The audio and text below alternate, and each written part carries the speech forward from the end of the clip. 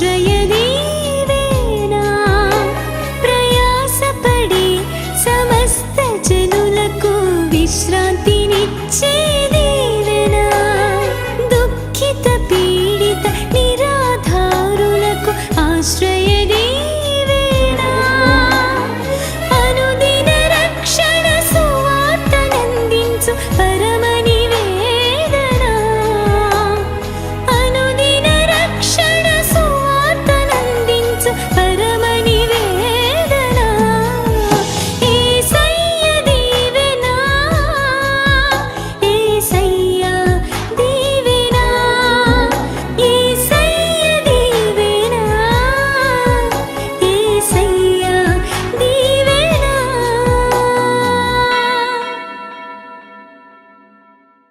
దేవుని నామానికి మహిమ కలుగును గాక. మన ప్రభువును రక్షకుడునైన యేసుక్రీస్తు నామములో మీ అందరికీ నా ప్రత్యేకమైన వందనాలు తెలియజేస్తున్నాను. అందరం కళ్ళు మూసుకొని ప్రార్థన చేద్దాం. అందరూ తలలు వంచండి. ప్రభువా నాతో మాట్లాడండి, నన్ను దర్శించండి అని అడగదాం. దేవుడే మనతో మాట్లాడాలి, ప్రభువే మనల్ని దర్శించాలి. స్తోత్రమయ్యా, పరిశుద్ధుడ ప్రేమ కలిగిన మా తండ్రి, నీకు వందనాలు స్తోత్రాలు చెల్లిస్తున్నాను ప్రభువా. ఈ రెండవ ఆరాధనలో కూడా నీ సన్నిధిని మాకు తోడుగా ఉంచి నడిపించండి ప్రభువా. ఇదిగో వాక్యం నీది, ప్రజలమైన నీ వారం మేము తండ్రి, నీవు మాట్లాడితేనే మాకు ఆశీర్వాదం ప్రభా. నీ సేవకురాలుగా నీ పక్షంగా నిలబడ్డాను. నా నోటికి బోరగా ఉండి మీరే మాట్లాడండి, మహిమను పొందుకొనండి. మా అందరి ద్వారా మీరే మీ నామానికి మహిమ ఘనత ప్రభావాలను పొందుకోమని ప్రార్థన చేస్తూ జరగబోతున్న ఆరాధన అంతయు కూడా నీ ఆత్మాధ్యక్షులు జరిగించి మీరు మహిమను పొందుకోమని ప్రార్థన చేస్తూ యేసు నామమున అడుగుచున్నాం తండ్రి, ఆమేన్. ఈ రోజున ఒక స్త్రీని గురించి మీకు ఈ రోజున పరిచయం చేయడానికి, అలాగే ఆ సందర్భానికి జ్ఞాపకం చేయడానికి ఇష్టపడుతున్నాను. ఆమె ఏడ్పుకి ఒక అర్థాన్ని నేర్పించింది. ఏ అంశాల కోసం మనం ప్రార్థన చేయాలో, లేకపోతే ఏడవాలో, కన్నీరు గార్చాలో ఒక మంచి ఏడుపుకి అర్థాన్ని నేర్పించినటువంటి ఒక స్త్రీ ఆమె. అంత మాత్రమే కాకుండా క్రైస్తవులంగా మన నిరీక్షణ దేని మీద ఉంచాలో ఒక మంచి నిరీక్షణను కలిగించడానికి ఈ స్త్రీ మనతో మాట్లాడబోతూ ఉంది. అంత మాత్రమే కాదు, దేవుని కొరకు ఎదురు చూసే వారి జీవితాలలో దేవుడు ఎటువంటి కార్యాలు జరిగిస్తారో కూడా ఈ స్త్రీ మనందరితో మాట్లాడబోతా ఉంది. దేవునికి స్తోత్రం. హల్లెలూయా, హల్లెలూయా. యేసుక్రీస్తు ప్రభువారు సిలువలో ఎన్ని మాటలు పలికారు మనందరికీ తెలుసు. 7 మాటలు పలికారు. అవి చెప్పమంటే కూడా చెప్తారు. యేసుక్రీస్తు ప్రభువారు పునరుద్ధానమై తిరిగి లేచిన తర్వాత ఎన్ని మాటలు మాట్లాడారు? చాలా మాటలు మాట్లాడారు. చాలా మందితో ఆయన మాట్లాడారు. అయితే మొట్టమొదటిగా ఎవరితో మాట్లాడారంటే మనం చెప్పగలం. ఎవరితో మాట్లాడారు చెప్పండి? మగ్దలేని మరియతో, ఒక స్త్రీతో ఆయన మాట్లాడినట్లుగా మనం చూస్తున్నాం. ఏ మాట మాట్లాడారు అమ్మా? ఏమని మాట్లాడారంటే, యేసుక్రీస్తు ప్రభువారు సిలువలో నుండి ఆయన చనిపోయి తిరిగి లేచిన తర్వాత మొట్టమొదటిగా మాట్లాడిన మాట ఏమిటంటే, అమ్మా ఎందుకు ఏడ్చుచున్నావు, ఎవరిని వెదకుచున్నావు అని అడుగుతారు. మత్తయి సువార్తలో చూస్తే కనుక మీకు శుభం కలుగునుగాక అని చెప్తారు ఆయన. కాబట్టి భయపడొద్దు అని కూడా మాట్లాడుతూ ఉంటారు. కాబట్టి నేను జ్ఞాపకం చేసుకోబోతున్నటువంటి వ్యక్తి ఎవరు అంటే మగ్దలేనే మరియ. దేవునికి స్తోత్రం, హల్లెలూయా. మగ్దలేనే మరియ గురించి కొద్ది నిమిషాలు మనం ధ్యానం చేద్దాం. యేసుక్రీస్తు ప్రభువారు ఆయన చనిపోయి తిరిగి సమాధిలో నుండి లేచిన తర్వాత ఆయన 40 దినాలు భూమి మీద ఆయన అనేక మందికి తను తాను సశరీరుడిగా ప్రత్యక్షమయ్యాడు. ఆయన శరీరధారిగా ఆయన అందరికీ కనపడినట్లుగా మనం చూస్తూ ఉంటాం. 40 దినాలు ఆయన కొంతమందికి ఆయన ప్రత్యక్షమయ్యారు. 11 పర్యాయాలు ఆయన కొంతమందికి ఆయన కనపడినట్లుగా మనం చూస్తాం. దేవునికి స్తోత్రం, హల్లెలూయా. ఆ తర్వాత 10 దినాలు మీరు యెరూషలేములోనే ఉండి ప్రార్థన చేయండి, పరిశుద్ధాత్మ అభిషేకం కోసం ఎదురు చూడండి అని లేఖనాల్లో చెప్పినట్లుగా మనం చూస్తూ ఉంటాం. కాబట్టి పెంతెకోస్తు అనే పండుగ దినం మనందరికీ తెలుసు. అది 50వ రోజు. 50వ రోజు అంటే దేనికి 50వ రోజు అంటే యేసుక్రీస్తు ప్రభువారు ఆయన చనిపోయి తిరిగి లేచిన దినం మొదలుకొని 50వ రోజు. మేబీ మనకి ఈ సంవత్సరం May 20th is the Pentecostal day. Pentecost అనే పండుగ దినాన్ని ఈ సంవత్సరం మనం May 20వ తారీఖున జరుపుకుంటున్నాం. దాన్ని ప్రజెంట్ క్రిస్టియన్స్ ఏం పేరు పెట్టారంటే global Christian prayer day. Global prayer day అని దాన్ని ప్రపంచం అంతటా దాన్ని ఆచరిస్తూ ఉన్నారు. దేవునికి స్తోత్రం, హల్లెలూయా.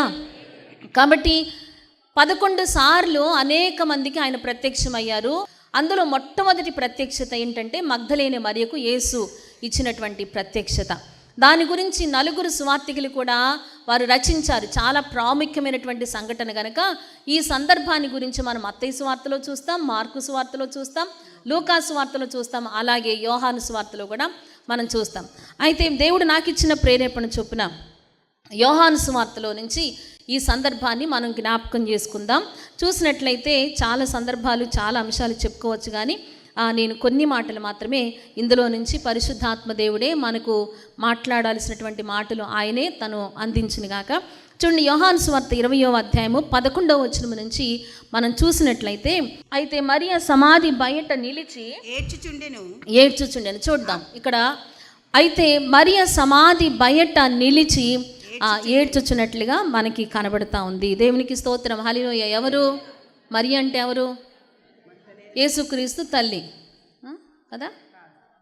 కదా, ఆమె పేరు మరియే కదా. ఇక్కడ మరియ అని రాశారు కదా. ఈ మరియ ఆ మరియ ఒకటి కాదా?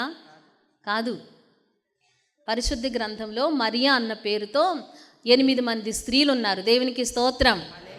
చాలా అద్భుతంగా ఉంటుంది. బైబిల్ చదవండి, బైబిల్ తీసి ధ్యానం చేయండి. దేవుడు చాలా అద్భుతమైనటువంటి మాటలు మనకు అందిస్తూ ఉంటారు. చాలా జుంటితేని ధారల కంటే మధురమైనటువంటి దేవుని వాక్యం. ఈ మరియ ఎవరు అంటే మగ్ధలేని మరియ. మగ్ధలేని మరియ అంటే మగ్దాలా అన్న ఊరుకు సంబంధించినటువంటి వ్యక్తి కనుక ఆమెకు మగ్ధలేని మరియ అన్న పేరు వచ్చింది. పరిశుద్ధ గ్రంథంలో 8 మంది స్త్రీలు మరియా అన్న పేరుతో ఉంటారు. Mariya is the famous name, Christian name. అది చాలామంది ఎక్కువగా ఇష్టపడి పెట్టుకునేటువంటి పేరు మరియా. ఇది మిర్యాము అనేటువంటి హీబ్రూ లాంగ్వేజ్ నుంచి దాన్ని తీసుకున్నారు. మరియలు మనకు కనబడతా ఉంటారు. యేసు తల్లి అని మనందరికీ బాగా తెలుసు కదా. ఎవరు మొట్టమొదటిగా మనం చూస్తే మనం అసలు చెప్పొచ్చు, అందరికీ తెలుసు కదా. ఎవరు మరియా అంటే? ఎవరంటే యేసు తల్లి అయినటువంటి మరియ ఒక ఆవిడ కనబడుతుంది. ఇప్పుడు మనం చెప్పుకుంటున్నటువంటి మగ్ధలేని మరియా. అంత మాత్రమే కాదు, లాజరు అని ఆయనకి 2 సహోదరులు ఉంటారు. ఎవరు వాళ్ళు? మరియా, మార్తా. అందులో మరియా, ఆవిడ పేరు కూడా మరియానే. అలాగే చూసినట్లయితే ఆ యోహాను సువార్తలో రిఫరెన్స్ చూడక్కర్లేదు, 19వ అధ్యాయంలో చూస్తే కనుక అక్కడ క్లోపా భార్య అయినటువంటి మరియా అన్న ఒక ఆవిడ కనబడుతుంది. అలాగే మత్తయి సువార్త 27వ అధ్యాయంలో మనం చూసినట్లయితే యాకోబు, యోసే అని వారి తల్లి అయినటువంటి మరియా అనే ఒక మరియ కనబడుతుంది. మత్తయి సువార్త 27వ అధ్యాయంలో మనం చూస్తే కనుక మరి యొక్క మరియా అని కనబడుతుంది. ఈ సువార్తల్లో మనం గమనించినప్పుడు యేసుక్రీస్తు ప్రభు వారి సమాధి దగ్గరికి 5 స్త్రీలు వెళ్ళినట్లుగా మనం చూస్తాం. అందులో కొంతమంది పేర్లు మరియగా మనం పరిశుద్ధ గ్రంథంలో మనం కనబడుతూ ఉంటుంది.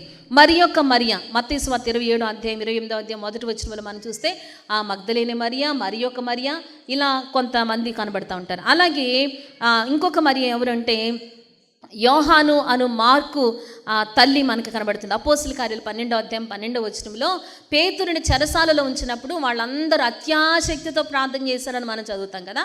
ఎక్కడ ప్రార్థన చేశారు వాళ్ళు? దేవాలయంలోనా? కాదు. ఎక్కడ ప్రార్థన చేశారంటే ఒక ఇంటిలో ప్రార్థన చేశారు. ఎవరిది ఆ ఇల్లు అంటే కనుక చూడండి, అపోస్తుల కార్యాలు 12వ అధ్యాయం 12వ వచనంలో చూస్తే ఇట్లు ఆలోచించుకొని అతడు మార్కు అను మారు పేరు గల యోహాను తల్లి అయిన మరి ఇంటికి వచ్చెను. దేవునికి స్తోత్రం. అక్కడ అనేకులు కూడి ప్రార్థన చేస్తూ ఉన్నట్లుగా మనం చూస్తాం. ఈ మరియ ఓకే. తర్వాత రోమాలోని మరియా, రోమీలకు రాసిన పత్రిక 16వ అధ్యాయం 6వ వచనంలో అపోస్తలుడైన పౌలు అంటారు, రోమాలో ఉన్న మరియకు వందనములు చెప్పండి అంటారు. సో మనం గమనించినట్లయితే పరిశుద్ధ గ్రంథంలో మరియా అన్న పేరుతో 8 మంది వ్యక్తులు కనబడతారు. ఏదేమైనప్పటికీ కూడా ఈ మగ్ధలేని మరియా చాలా అద్భుతమైనటువంటి సాక్ష్యం కలిగినటువంటి స్త్రీ, చాలా సవాలు చేస్తున్నటువంటి స్త్రీ. ఈ పునరుద్ధానపు పండుగ తర్వాత యేసు యొక్క ప్రత్యక్షత కోసం ఒక సంఘం ఎంతగా ఆతృత పడాలో, యేసును చూడాలన్న ఆశ కలిగి ఎంతగా బ్రతకాలో ఒక మంచి నిరీక్షణ కలిగిస్తున్నటువంటి ఈ స్త్రీగా మగ్ధలేని మరియ మనకు కనబడుతుంది. మగ్ధలేని మరియ మొట్టమొదటిగా తను ఎక్కడ ఇంట్రడ్యూస్ చేయబడిందంటే పరిశుద్ధ గ్రంథంలో మనం చూస్తే లూకా సువార్త 8వ అధ్యాయంలో ఆమెను గురించి మనం చూస్తాం. మొట్టమొదటిగా ఆమె యొక్క హిస్టరీ అక్కడ మనకి కనబడుతుంది. 12 మంది శిష్యులను అపవిత్రాత్మలను వ్యాధులను పోగొట్టుకున్న కొందరు స్త్రీలను అనగా 7 దెయ్యములు వదిలిపోయిన మగ్ధలేని అనబడిన మరియయు, హేరోదు యొక్క గృహ నిర్వాహకుడగు కూజా భార్యగు యోహన్నయు, సూసన్నయు ఆయనతో కూడా ఉండిరి. వీరును ఇతరులు అనేకులను తమకు కలిగిన ఆస్తితో వారికి ఉపచారము చేయుచు వచ్చిరి. దేవునికి స్తోత్రం. హల్లెలూయా. 7 దయ్యములు ఆమెలో ఉన్నాయి. ఈ లూకా సువార్త 7వ అధ్యాయంలో కూడా ఒక స్త్రీ కనబడుతుంది కదా. ఒక ఊర్లో పాపాత్మురాలైన ఒక స్త్రీ, ఆమె కూడా ఈ మగ్దలేని మరియలాగానే కొంతమంది చెప్తారు. ఆమె దేవుని చాలా ప్రేమించినట్లుగా ఆమె ఆ యేసయ్య పాదాలను తన కన్నీళ్లతో తడిపి తన తల వెంట్రుకలతో తుడిచి చాలా ప్రేమను కనపరిచినట్లుగా ఆమెను చెప్తా ఉంటారు. దేవునికి స్తోత్రం. అందరూ సంతోషంగా బిగ్గరగా దేవునికి స్తోత్రం చెల్లిద్దామా? హల్లెలూయా. అపవిత్ర ఆత్మలు దేవుడు వెళ్ళగొట్టిన తర్వాత మన దేవుడు దయ్యముల మీద అధికారం కలిగినటువంటి వాడు, రోగముల మీద అధికారం కలిగినటువంటి వాడు. ఆయన దగ్గరికి వచ్చిన వారు అనేక మంది బాగుపడ్డారు, స్వస్థత పొందుకున్నారు. ఆయన పొందిన గాయముల చేత మనకు స్వస్థత, అలాంటి అనేక అద్భుతమైనటువంటి కార్యాలు ప్రతి పట్టణంలోను ప్రతి గ్రామంలోనూ యేసుక్రీస్తు ప్రభువారు జరిగిస్తూ వస్తున్నప్పుడు ఆ మంచి అవకాశాన్ని ఎవరు ఉపయోగించుకున్నారో తెలుసా? మగ్దలేనే మరి ఉపయోగించుకుంది. ఆ 7 దయ్యములు పట్టి బాధపడతా ఉన్నప్పుడు యేసు ఆమెను తాకినట్లుగా మనం చూస్తున్నాం. ఆమె స్వస్థత పొందుకొని తిరిగి వెళ్ళిపోలా. బాగుపడిన తర్వాత తన జీవితాన్ని తన ఇష్టానుసారంగా బ్రతకలేదు. ఈమె జీవితాన్ని కనుక మనం చూస్తే చాలా అద్భుతంగా ఉంటుంది. ఆమె యేసయ్యను కనుగొన్న తర్వాత ఇంకా తన జీవితం అంతా కూడా అంటే యేసయ్యతోనే గడిపినట్లుగా మనం చూస్తున్నాం. 3.5 సంవత్సరాల పరిచర్యలో మరి ఎప్పుడు ఆమె బాగుపడిందో తెలియదు, కానీ ఆ 3.5 సంవత్సరాలు మగ్దలేని మరియా యేసుతోనే ఉన్నట్లుగా మనం చూస్తున్నాం. ఆమె జీవితం అంతవరకు యేసుతో ఉన్నట్లుగా మనం చూస్తా ఉన్నాం. దేవునికి స్తోత్రం. హల్లెలూయా. మన బ్రతుకులు అలాగే ఉంటున్నాయా? అద్భుతాలు పొందుకున్న తర్వాత, ఆశీర్వదించబడిన తర్వాత దేవునితోనే ఉండాలన్న ఆశ కలుగుతుందా లేదా అనేది మనం పరిశీలన చేసుకోవాలి. ఈ మగ్దలేని మరియ యేసయ్యతో ఉన్నట్లుగా మనం చూస్తాం. అంత మాత్రమే కాదు, మగ్దలేని మరియ యొక్క ఆధిక్యతలు చాలా గొప్పవి. దేవుడు ఆమెకు చాలా ఆధిక్యతలు ఇచ్చారు. మొట్టమొదటిగా సిలువలో నుండి తిరిగి లేచిన తర్వాత మొట్టమొదటిగా తాను ఎవరికి ప్రత్యక్షపరుచుకున్నారంటే మగ్దలేని మరియకే ఆయన ప్రత్యక్షపరుచుకున్నారు. మార్కు సువార్తలో చెప్తారు ఆ మాట. మొట్టమొదటిగా మగ్దలేని మరియకు తాను ప్రత్యక్షపరచుకొనేను అన్న మాట మనం చూస్తాం. దేవునికి స్తోత్రం. హల్లెలూయా. ఇది ఎందుకోసం అంటే దేవుడు జగత్తు పునాది వేయబడక మునిపే ఆయన సంకల్పంలో దేవుని చేత ఏర్పరచబడిన ఒక సాక్షి మగ్దలేని మరియ. దేవునికి స్తోత్రం. ఇది నేను మగ్దలేని మరి గురించి నేను ఆలోచన చేస్తూ ఉన్నప్పుడు నేను అనుకుంటా ఉన్నాను అనమాట, ఒక కాన్వర్జేషన్ దేవునికి యేసుక్రీస్తు ప్రభువారికి జరుగుతూ ఉందేమో. అయ్యా ఇదిగో నేను వెళ్తాను, నా సమయం వచ్చింది, భూమి మీదకి వెళ్తాను, శిలువ మరణం నేను పొందడానికి రెడీ అయిపోయాను. అంతా బాగుగా ఎరిగిన వాడిగా మగ్దలేని మరియ అనే ఒక స్త్రీ తన చేత ఎలా బాగుపడుతుందో, ఏ రీతిగా స్వస్థత పొందుకుంటుందో, ఆమె ఏ రీతిగా తను ప్రేమిస్తుందో, తను ఎలా వెంబడిస్తుందో, చివరి వరకు శిలువ దగ్గర ఎలాగా ఆమె నిలవబడి ఉంటుందో, ఆ తర్వాత పునరుద్ధానమైనప్పుడు ఏ రీతిగా యేసుక్రీస్తు ప్రభువాన్ని కలుసుకోవాలని మొట్టమొదటిగా పరిగెత్తుకొని వస్తుందో, ఈ సందర్భాలన్నీ దేవుడు ఎరిగిన వాడుగా, యేసుక్రీస్తు ప్రభువారు ఎరిగిన వాడుగా ఒక పర్మిషన్ అడిగి ఉండొచ్చు. ఏమనంటే, అయ్యా ఇదిగో మొట్టమొదటిగా నేను మగ్దలేని మరియకే కనబడాలనుకుంటున్నాను, ఆమె నన్ను చాలా ప్రేమించింది అని దేవుని దగ్గర పర్మిషన్ తీసుకొని వచ్చాడేమో అని అనుకుంటా ఉన్నాను ఇది చదువుతున్నప్పుడు.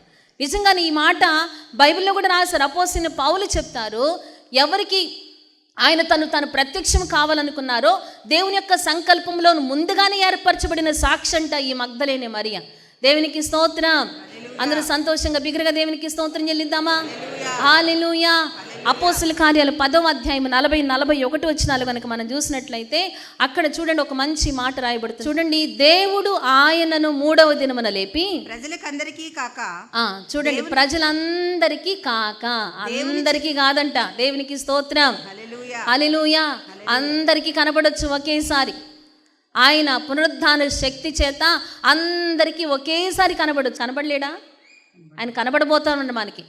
ఆయన మేఘారూరుడు రాబోతా ఉన్నాడు. 2వ రాకడలో అందరూ ప్రతి నేత్రం కూడా ఆయన చూస్తుందంట. అప్పుడే కాదు, ఆయన పునరుద్ధానుడి తిరిగి లేచిన తర్వాత అందరికీ ఒకేసారి తను ప్రత్యక్షపరచుకోవచ్చు.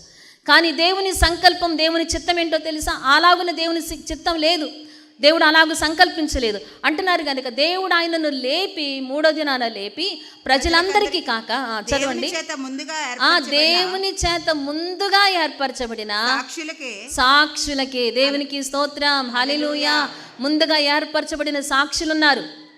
ముందుగా దేవుడు తను ప్రత్యక్షపరచుకోవడానికి కొంతమంది సాక్షులు ఏర్పాటు చేసుకున్నారు. ఆయన 11 పర్యాయాలు చాలా మందికి కనబడతారు. ఒక చోట మనం చూస్తాం 500 మందికి ఆయన తను ఒకేసారి కనపరుచుకున్నాడంట. హల్లెలూయా. దేవుని కోసం మగ్దలేని మరియ పడిన తపనకు దేవుడు ఇస్తున్న ర్యాంక్, ఫస్ట్ ర్యాంక్.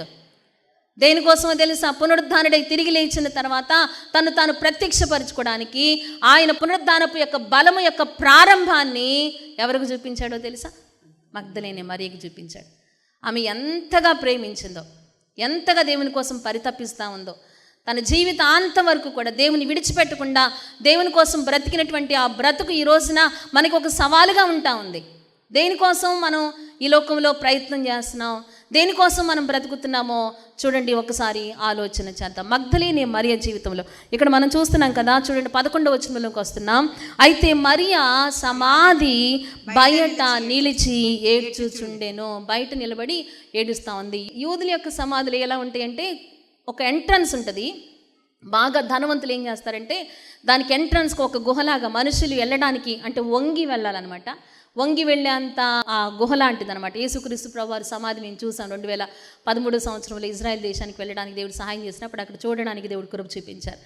కొంచెం వెళ్ళిన తర్వాత ఒక 2-3 అడుగులు, ఒక 3 feet అనమాట, మనుషులు నడవడానికి, అక్కడ ఏడవటానికి, అలాగే సుగంధ ద్రవ్యాలు రాసి ఆ సమాధిని సిద్ధపరచడానికి చేస్తారు. ఆ తర్వాత కొంచెం లోతులోనికి, అంటే మెట్లు వేసుకొని కొంత లోపలికి దించి ఆ సమాధిని అక్కడ పెట్టడానికి అవకాశంగా ఆ సమాధులు, రకరకాలుగా సమాధులు ఉంటాయి. అటువంటి సమాధి అనమాట. అరిమత్తయి యోసేపు ధనవంతుడు కనుక ఆయన తన కోసం తొలిపించుకున్నటువంటి సమాధిలో యేసుక్రీస్తు ప్రభువారిని పెట్టారు కనుక అక్కడ కొంచెం లోపలికి వెళ్ళి ఆ తర్వాత ఇంకొంచెం లోపలికి వెళ్తే సమాధి కనబడుతుంది అనమాట. అలాంటి సమాధి. దేవునికి స్తోత్రం, హల్లెలూయా. ఈ మగ్దలేనే మరియ ఏడుస్తూ ఉంది. ఇంతకు ముందు కనుక మనం గమనించినట్లయితే ఈ యోహాను సువార్త 20వ అధ్యాయం మొదటి 10 వచనాలు కనుక మనం చూస్తే, ఆదివారమున ఇంకనూ చీకటిగా ఉన్నప్పుడు మగ్దలేనే మరియ పెందలకడ సమాధి వద్దకు వెళ్తా ఉంది. దేవునికి స్తోత్రం. ప్రతి మాటలో నుంచి కూడా యేసుక్రీస్తు ప్రభువారికి తనకున్న ప్రేమ వెల్లడవుతా ఉంది. ఆదివారమున పెందలకడని లేచి ఆ యేసయ్యను దర్శించడానికి ఆమె చేసినటువంటి ప్రయత్నం చూడండి. ఆ మర్తి మాట కూడా మనతో మాట్లాడుతూనే ఉంటుంది. ఇంకనో చీకటిగా ఉండగానే సమాధి దగ్గరికి వెళ్ళడానికి ఎక్కడి నుంచి వచ్చింది ఆమెకి ధైర్యం?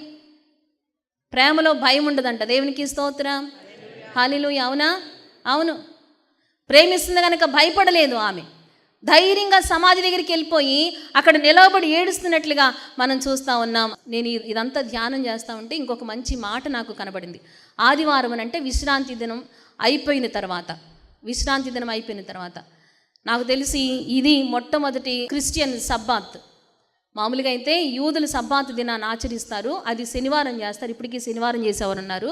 అయితే యేసుక్రీస్తు ప్రభువారిని నమ్మిన తర్వాత క్రిస్టియన్స్గా వీళ్ళు మొట్టమొదటి సబ్బాత్, క్రిస్టియన్ సబ్బాత్ అనమాట. ఇది యేసుక్రీస్తు ప్రభువారు పునరుద్ధానపు పండుగని వీళ్ళు ఆచరిస్తూ ఉన్నారు. దేవునికి స్తోత్రం. అయితే చూడండి, ఆమె పెందలకడినే అక్కడికి వెళ్తున్నారు. అయితే యూదులు వాళ్ళు ఏం చేసేవాళ్ళంటే, ఎప్పుడు విశ్రాంతి దినం అయిపోతుందా, ఎప్పుడు బాబోయ్ ఇంకా రోజంతా ఖాళీగా ఉండాలి, ఏ పని చేయకూడదు. యూదులకి ఏంటంటే ఎప్పుడు విశ్రాంతి దినం అయిపోతుంది, ఎప్పుడు వ్యాపారాలు మొదలు పెడదామా అని ఆలోచిస్తూ ఉండేవాళ్ళంట. ఆమోసు గ్రంథంలో చూస్తే ఆ మాట కనబడుతుంది. ఆమోసు గ్రంథం 8వ అధ్యాయం 5వ వచనంలో, తూము చిన్నదిగాను రూపాయి ఎక్కువదిగాను చేసి దొంగ త్రాసు చేసి మనము ధాన్యము అమ్మునట్లు అమావాస్య ఎప్పుడైపోతుందో మనము గోధుమలను అమ్మకము చేయునట్లు విశ్రాంతి దినము ఎప్పుడు గతించిపోతుందో అని చెప్పుకొను వారలారా. దేవునికి స్తోత్రం. అందరూ సంతోషంగా దేవునికి స్తోత్రం చెల్లిద్దామా? దేనికోసం ఎదురు చూస్తూ ఉంటారంట? దొంగ త్రాసు తీసుకొని గోధుమలు అమ్మేసి ఎప్పుడు లాభం సంపాదించుకుందామని ఎదురు చూస్తూ ఉంటారంట. ఆ విశ్రాంతి దినం ఎప్పుడైపోతుందని ఎదురు చూస్తూ ఉంటారంట. మరి ఈ రోజులు క్రైస్తవులు దేనికోసం ఎదురు చూస్తున్నారు? అబ్బా ఈ ఆదివారం ఎప్పుడైపోతుందో, సోమవారం కోసం ఎదురు చూస్తూ ఉంటారు కొంతమంది. వాడు గొంతు మీద కత్తి పెట్టాడే, వాడు చంపుతాడా లేకపోతే బతికిస్తాడా కదా? ఎక్కడ కత్తి పెడతాడు? ఎక్కడ పెట్టాడు కత్తి? ఎక్కడ పెట్టాడమ్మా? టీవీలో పెడతాడు కత్తి. సీరియల్స్ కొంతమంది ఈ ఆదివారం ఎప్పుడైపోతుందా, ఎప్పుడు సోమవారం వస్తుందా వదిలిపెట్టలేకపోతున్నారు. చాలామంది వదిలిపెట్టలేకపోతున్నారు కదండి. కొంతమంది ఎప్పుడు దొంగ త్రాసు చేద్దామా, ఎప్పుడు అన్యాయం చేద్దామా, ఎప్పుడు అతిక్రమం చేద్దామా, లాభం సంపాదించుకుందామా అని ఈ విశ్రాంతి దినం ఎప్పుడైపోతుందా, ఆదివారం ఎప్పుడైపోతుందా, లేకపోతే ఆదివారం సాయంత్రం మంచి ప్రోగ్రామ్స్ ఎప్పుడు చర్చ అయిపోతుందా, ఎప్పుడు వండుకోవాలా, ఎప్పుడు రెస్ట్ తీసుకోవాలా, ఎప్పుడు ఆ కార్యక్రమాలు చూడాలా కదా. రిమైండర్స్ పెట్టుకుంటూ ఉంటారు కొంతమంది. ఇప్పుడు టీవీలు కూడా అక్కర్లేదు కదా, అన్నీ యూట్యూబ్లోకి వచ్చేసినాయి కదా. రిమైండ్ పంపిస్తాడు, వాడు నోటిఫికేషన్స్ పంపిస్తాడు, రిమైండ్ మీ అని నొక్కుతారు, అది రిమైండ్ టంగ్ టంగ్ టంగ్ అని బెల్ కొడతా ఉంటుంది కదా. నీ తలుపు తడతా ఉంటుంది పాపం చేయడానికి. వాళ్ళు ఏం చేస్తాం, అందులోకి వెళ్ళిపోయి అవన్నీ చూసి సంతోషిస్తూ ఉంటాం.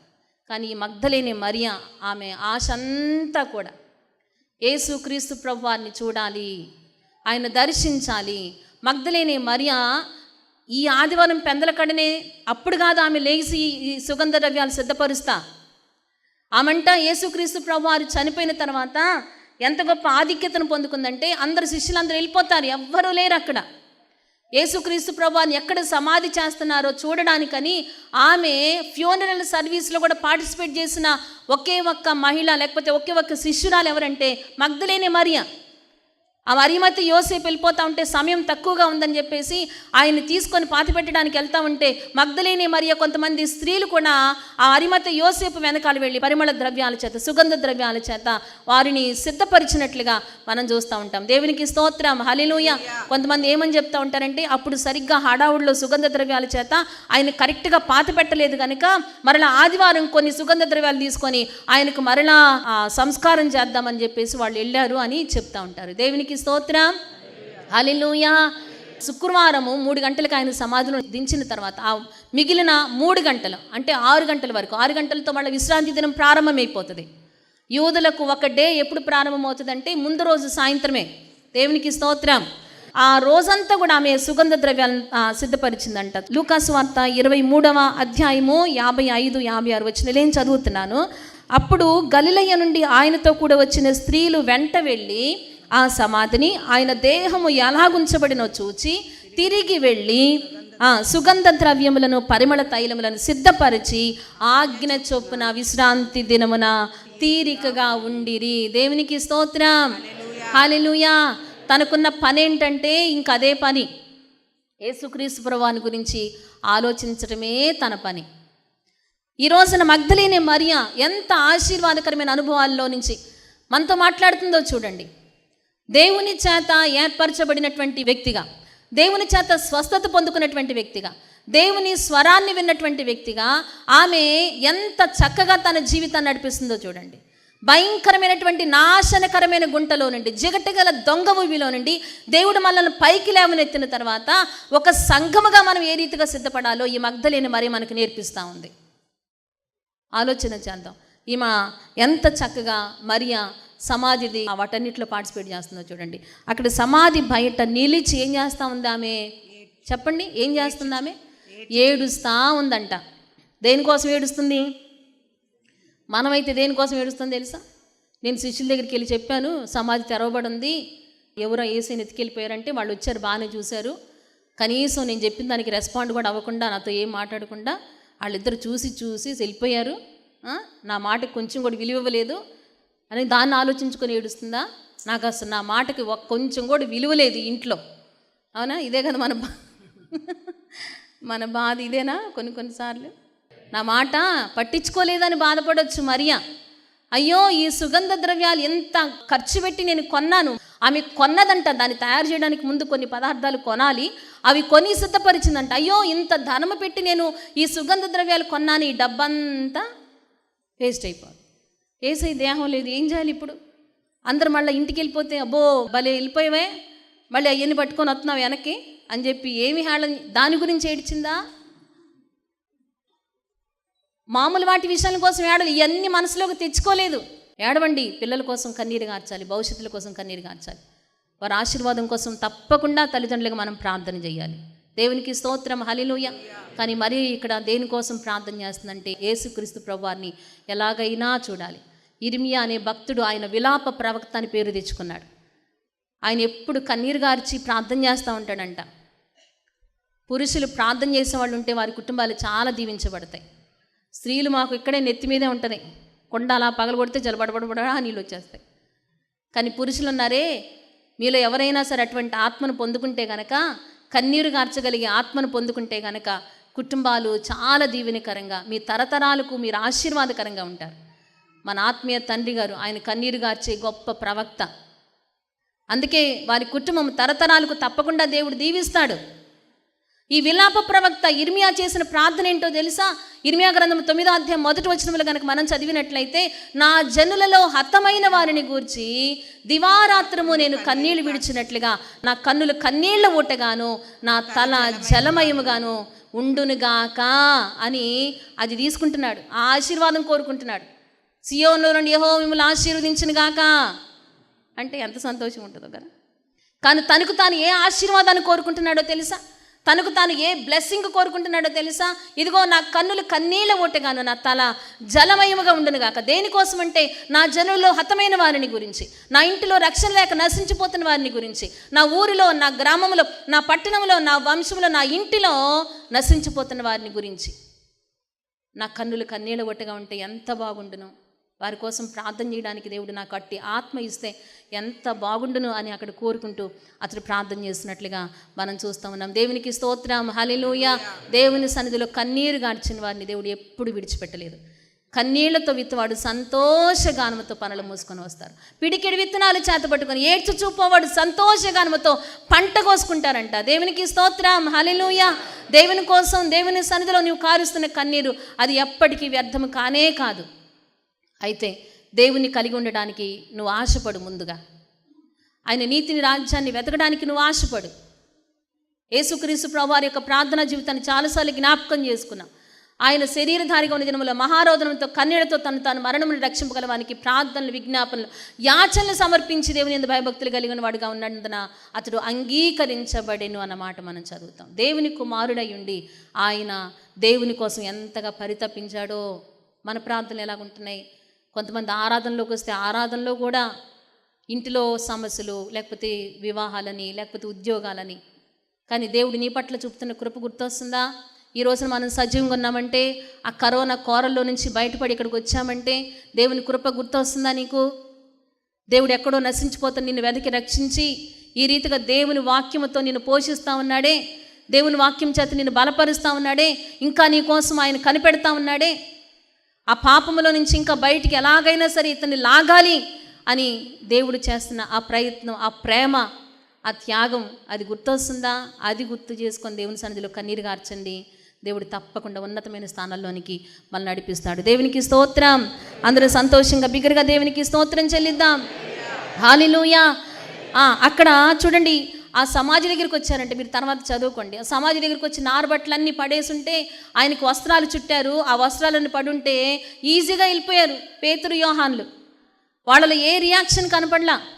యేసయ్యని పాతి పెట్టారని తెలుసు, సమాధి చేశారని తెలుసు, అదే స్థలంలో యేసయ్యను ఉంచారని తెలుసు. మగ్దలేనే మరీ చెప్పింది. ఎవరు ఎత్తుకెళ్ళిపోయారంటే వచ్చేసి చూసేసి కామ్గా వెళ్ళిపోయారు. ఎవరు చెప్పండి? పేతురు, యోహాన్. ఈ పురుషులు కూడా చూసేసి అసలు ఎంత కామ్గా వెళ్ళిపోయారో. శిష్యులంట వాళ్ళు వెళ్ళిపోయారంట. కానీ మగ్దలేనే మరి మాత్రం అక్కడే నిలబడింది. అక్కడ ఏదో ఒకటి చూడాలన్న ఆశ చేత తనకున్నటువంటి కోరిక అక్కడ కనబడతా ఉందన్నమాట. దేవునికి స్తోత్రం, హల్లెలూయా. దేవుని కోసం ఇంకొంచెం ఎదురు చూద్దాం, ఇంకొంచెం పరితపిద్దాం, ఇంకొంచెం భక్తి చేద్దాం, ఇంకొంచెం యథార్థత కలిగి బ్రతుకుదాం, ఇంకొంచెం సేపు నా సమయాన్ని వెచ్చిస్తాను, ఇంకొంచెం ధనాన్ని నా దేవుని కోసం నేను వెచ్చిస్తాను. ఎంత ఆశీర్వాదకరమైన అనుభవాల్లోనికి నడిపించిందో తెలుసా? దేవునికి స్తోత్రం, హల్లెలూయా. అందరం సంతోషంగా బిగ్గరగా దేవునికి స్తోత్రం చెల్లిద్దాం. హల్లెలూయా. అవును, ఈ ఆశ ఇంకా నేను దేవుని దగ్గర అవ్వాలి, ఇంకా దేవునితో నేను సహవాసం పెంచుకోవాలి. ఈ కొంచెం ఇంటెన్సిటీ, ఆ తీవ్రత మనలో కనబడితే కనుక దేవుడు దాన్ని చాలా ఆశీర్వాదకరంగా దాన్ని మారుస్తారు. దేవునికి స్తోత్రం, హల్లెలూయా. అందరం సంతోషంగా బిగ్గరగా దేవునికి స్తోత్రం చెల్లిద్దామా? హల్లెలూయా. మా చిరునామా పాస్టర్ ఎం జ్యోతిరాజు, శాంతినగర్, ఏలూరు 534007, పశ్చిమ గోదావరి జిల్లా, Andhra Pradesh. Our address: Pastor M. Jyotiraju, Shanti-Nagar, Yeluru 534007, West Godavari District, Andhra Pradesh. మా ఫోన్ నంబర్లు 8008 777333 మరియు 8008 777 444.